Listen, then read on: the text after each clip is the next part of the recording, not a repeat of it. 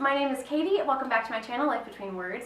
This is my friend Heather. Lauren from Lauren in the Books hosts Cozy Reading Night once a quarter, and tonight is Cozy Reading Night. We're doing it in our own time zone. Lauren lives in England, so she already had Cozy Reading Night. But I invited Heather because Heather is one of my best friends in real life, and she's also a reader, and she's been a big supporter of my channel since the beginning, and so I thought it would be really fun. I wanted to have her on the channel forever. I wanted to invite her, and I will probably invite her again. Well, you know, why don't you introduce yourself? Okay. Yeah. Talk about how you became a reader. How did you become a reader, Heather? Well, did you know I was a late bloomer? I didn't know that. I didn't start reading in a way that made it like a hobby or enjoyable till I was in college and had to do all of this reading for school, and I started reading things for fun instead of doing my schoolwork. Do you remember what books you were reading? Well, Harry Potter was the first. Yeah. So I would say Yeah. Harry Potter. Oh yeah, that's a good gateway book. Yes. And can you name a few of your favorite books? Well, Harry Potter, obviously.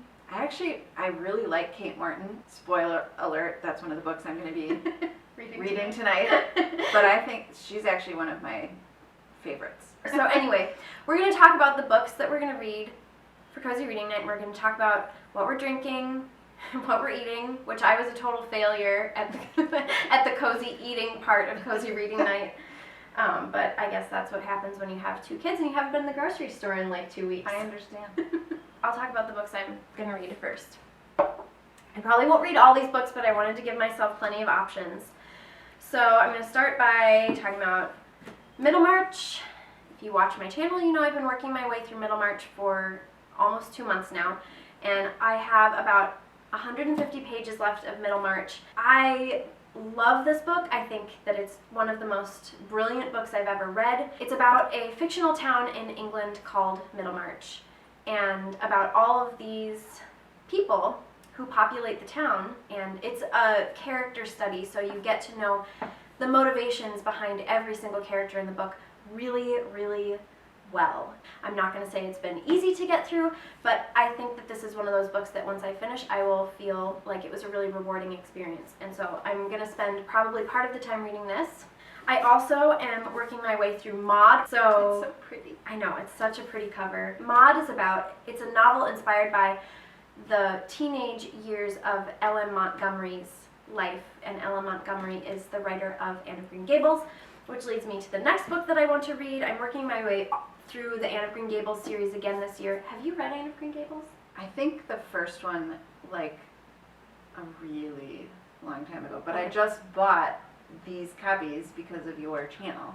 Okay, so I have these copies, well, the first 3. tell me where you found them. I did what you said, and I Googled the ISBN. Okay, yeah. And I don't remember where I got them from, but it was not easy to find. Yeah, they're not easy to find. People ask me in the comment section of my channel all the time where to find these copies, and they're published by a Canadian publishing house called Tundra Books, and they're very hard to find in the United States. But anyway, I'm going to be reading, I'm on the second book, Anne of Avonlea, which I haven't started this month yet. The final book that I really, really want to get to is The Cruelest Month by Louise Penny, which is the 3rd book in the Armand Gamache mystery series, and Heather has at least started the series. Mm-hmm. I read the first one. The first one, just the Yeah. first one so far? Okay. So this is the 3rd one, and it takes place around Easter. So those are the books that I'm going to read. Took me forever to talk about that. So, Heather, what are you going to read? I probably won't spend a lot of time talking about it because I get nervous. But, okay, so I'm definitely going to be reading, as I said before, Kate Morton, and this is the 3rd Kate Morton book I've read, I think. Which other ones have you read? So I read The Forgotten Garden and The Secret Keeper. Okay. And I Which are both those two of them. those two are my favorites. This Yeah. one also I love though. Yeah, I've heard that those are the ones to read. And the other ones are good, but not as good.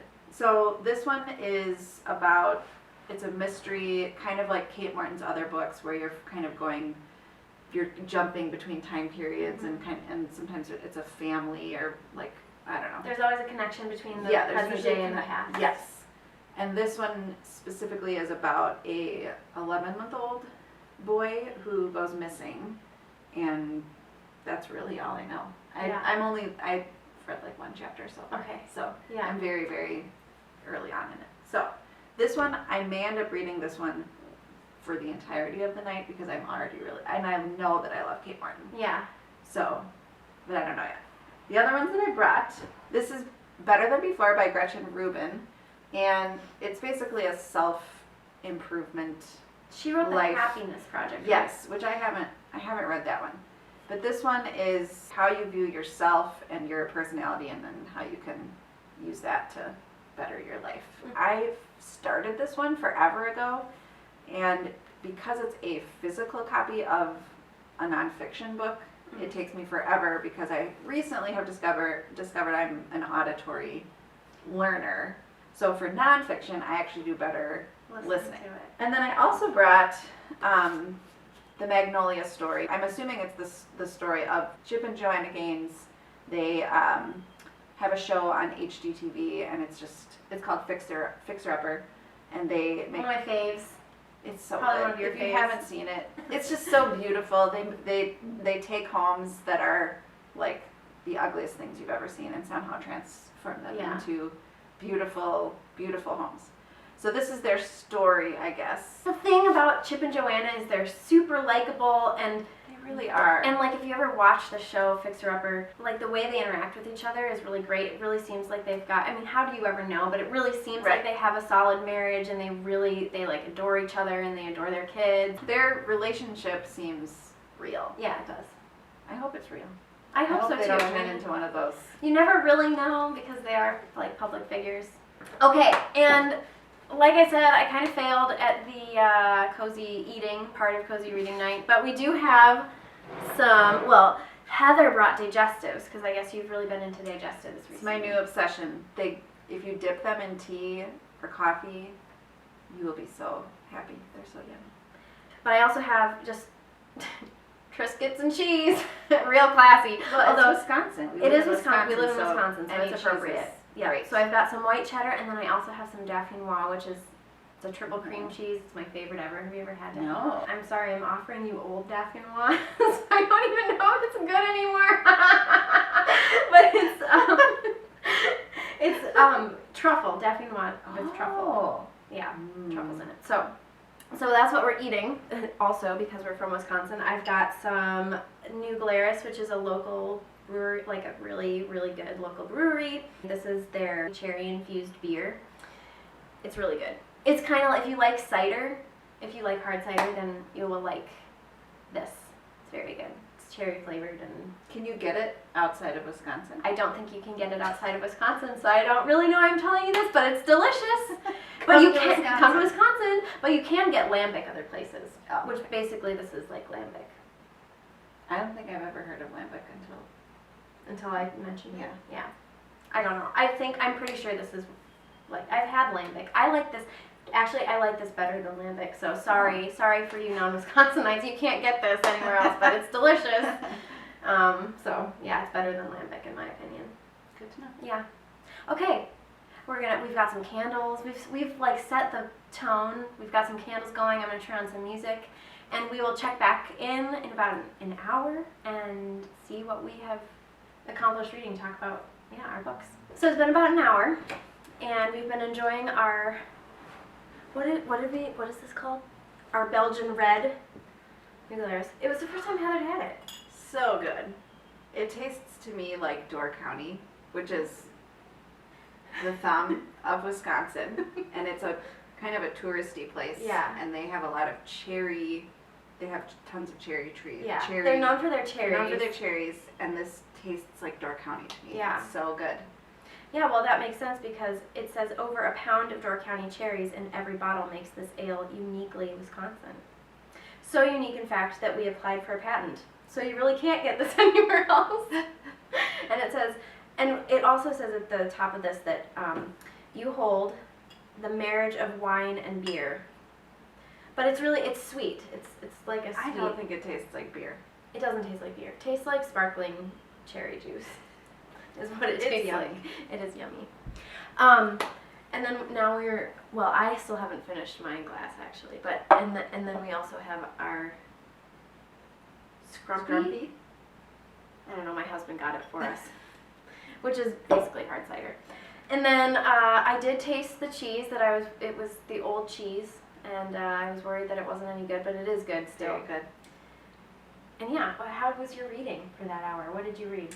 So I was reading the Kate Martin, and it took me a little bit to get into it because I was feeling distracted. But once I was getting into it, I was really getting into it. It's not a super fast read at the beginning, which That's is never how Kate her Morton's yeah, books are, yeah. and I'm fine with that. But it's enough that pulls you along. Yeah. So It's a slow build, but Yes. it is consistent. It's a constant Yes. slow build. it's So- just enough description. I mean, it's like just the perfect balance of hooking you with the plot, but at the same time describing the characters and the scenery Yeah. Do you think you're gonna keep reading it for this for the next. for the next? I'm either gonna keep reading it or do the Magnolia story. Okay. I don't know. Yeah. I'm very indecisive. So I read Maud for the hour. I planned to only read it for part of the hour, but the hour went really fast. But I'm really getting into this now. But I wanted to pick up Anne of Green Gables in that first hour, and I didn't, or Anne of Avonlea. So that's what I'll do in the second, because I think it'll be interesting to read it along with Maud, because I'm reading about Ellen Montgomery, and then I'm reading one of the books that Ellen Montgomery wrote. So, and then I also think I'm not gonna read Middlemarch tonight. Yeah. No, Not I think feeling it? I'm not feeling it. So I think then I'll also pick up The Cruelest Month in the next hour. But that's what I'm planning right now. But we'll see how I feel. You're Yeah. indecisive too sometimes, aren't you? Oh, I'm a strong P. Yeah, me too. I like to keep my options open. It stresses me out when I don't have options. Or Me what? too. But do you ever find yourself overwhelmed by options? Yes. Yeah. It's one of the conundrums, I think, yeah. of being a P is that I want all the options, but then when I'm presented with all the options, I get overwhelmed because I can't make up my mind. That's true. All right. Okay. See you in another hour. So. So the last hour turned into about less than 20 minutes of reading, really. Probably. Yeah. We tend to chat.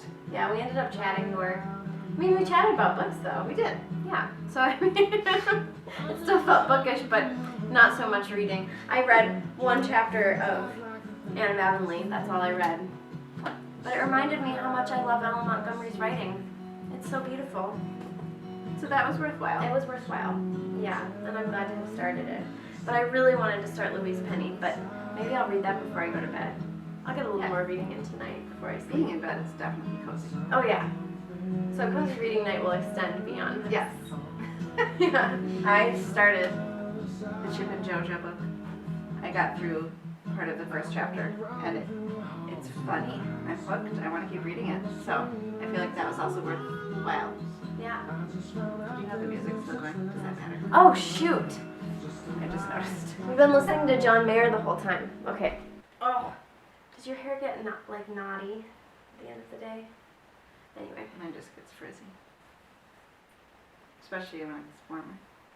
Yeah, and we've got the windows open. Woo! It's nice to have big hair though. So, I guess this is the end of cozy reading night for us. It's after 11 and We have little ones. we that have wake little up. ones that wake up early, so this is a late night for both of us. We Although did well. We did. I feel like this was perfect because we read, we chatted. Mhm. It's everything that I would want from a cozy evening. I agree. This was perfect. I will talk to you all later, and I'm so glad that Heather joined, and she's going to come back. I'm going to make sure that she comes back because it's nice to include real bookish friends in my virtual bookish world as well. Sorry, that was a little awkwardly stated. No, this has been very enjoyable. Thank you for having me. I feel like I have to say thank you. It's like it's a talk show or something. It does. It feels like a talk Thank show. you for coming onto my show. Yeah, I'll talk to you guys later. I've got some different things planned for the next couple weeks, although it's almost the end of April, which I can't believe. Will I finish The Cruelest Month and Anne of Green Gables and Maud and Middlemarch before the end of the month? That gives me a week. I don't think that's going to happen. There's no way. I probably won't even be able to finish one of these in a week.